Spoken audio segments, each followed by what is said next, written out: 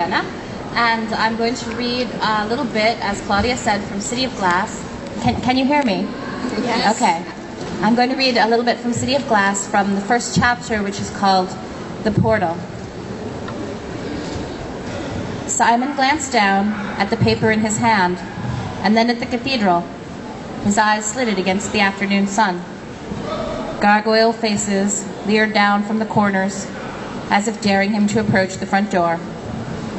"You don't belong here." The words were harsh and sharp as acid. Simon wasn't sure if it was the gargoyle speaking or the voice in his own mind.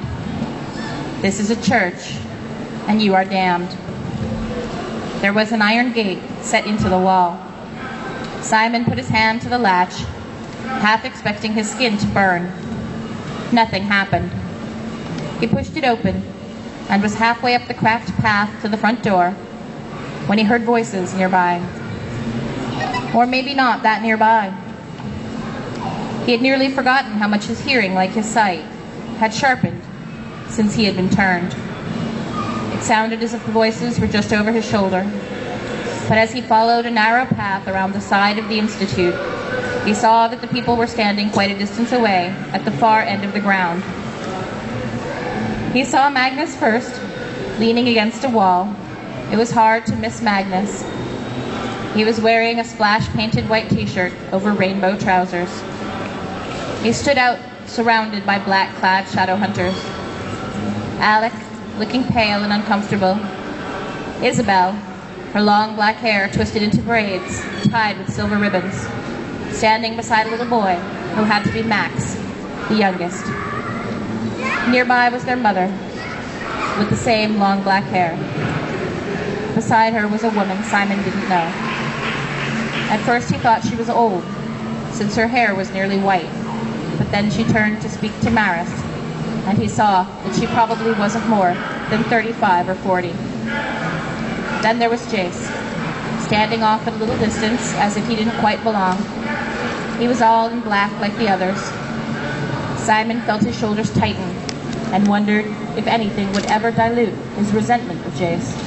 He didn't want to feel it, but there it was, like a stone weighing down his unbeating heart. Something seemed odd about the gathering, but then Jace turned toward him, as if sensing he was there, and dropped him a nod. "I'll be right back," he said to Maris, who indicated her permission with a distracted wave. "I don't see why it's taking so long," she was saying to Magnus. "It's only a temporary portal. It just has to get us to Idris. And then I expect you to close it up again. That is our agreement." She turned to the woman at her side. "And you'll remain here to witness that he does it, Madeline." Madeline. So this was Jocelyn's friend. There was no time to stare. Jace already had Simon by the arm and was dragging him around the side of the church out of view of the others. He pushed him behind a large oak tree. "It's okay," he said. "We can talk here." "You're the one who asked me to come," Simon pointed out. Jace was studying Simon thoughtfully. "So it's still true. You can walk in the sunlight. Even midday sun doesn't burn you." "Yes," Simon said, "but you knew that." "I thought it might have worn off," Jace said, but he didn't sound like he meant that. "If I feel the urge to burst into flames, I'll let you know." Simon never had much patience with Jace. "Look, did you ask me to come all the way uptown just so you could stare at me?" "No," Jace said. "I asked you here for a reason.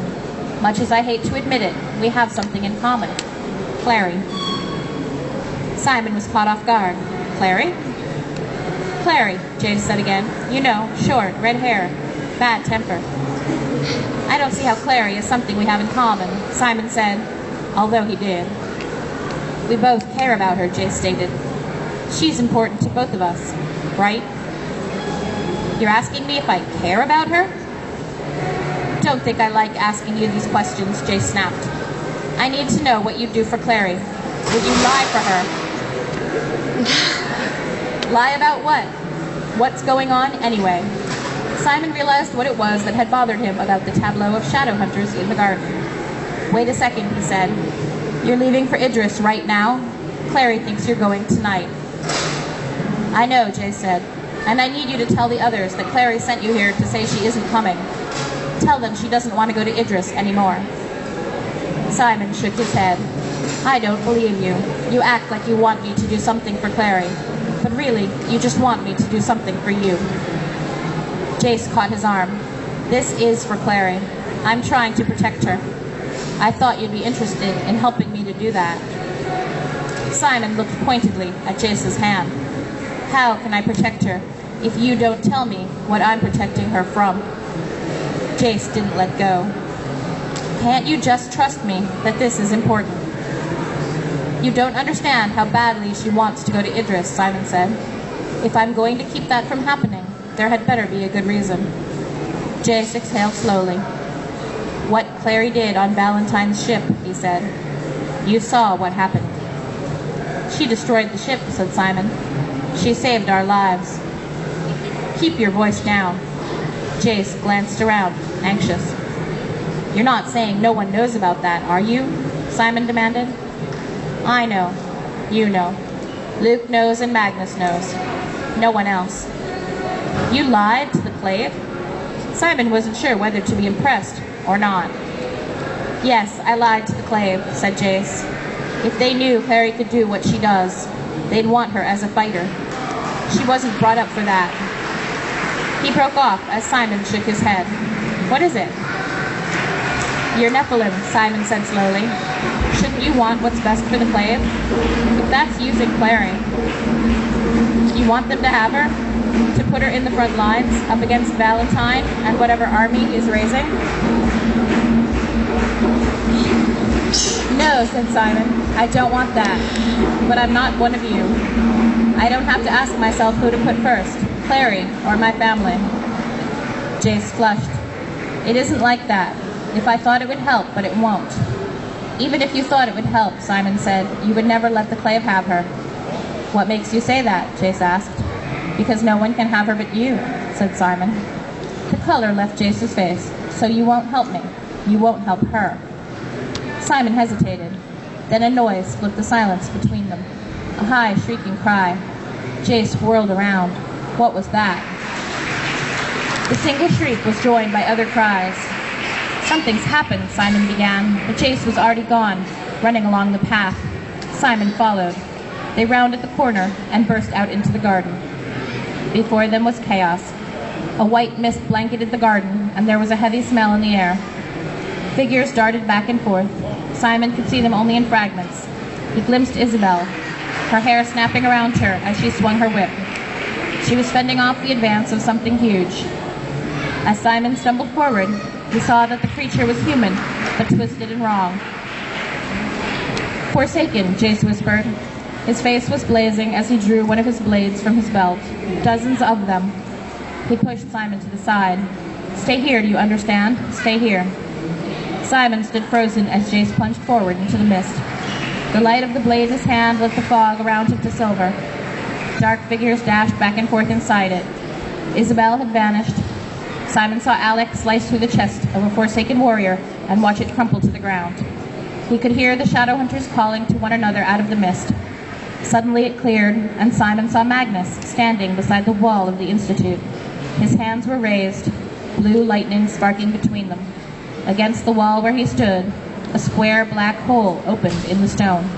The portal, he shouted. Go through the portal. Maris appeared out of the mist, carrying Max. She paused, then plunged toward the portal and through it. Alec followed, dragging Isabel after him. As he pulled her toward the portal, something surged up out of the mist behind them. A Forsaken warrior swinging a knife. Simon unfroze. Darting forward, he called out Isabel's name, then stumbled and hit the ground. He scrambled into a sitting position, turning to see what he'd tripped over. It was a body, the body of a woman, her eyes wide and blue in death. Blood stained her pale hair. Madeline. Simon, move. It was Jace, shouting. Simon looked and saw the other boy running toward him out of the fog. Then he looked up. The Forsaken warrior he'd seen chasing Isabel loomed over him. Simon jerked away, but he wasn't fast enough. A searing pain went through him. as everything went black.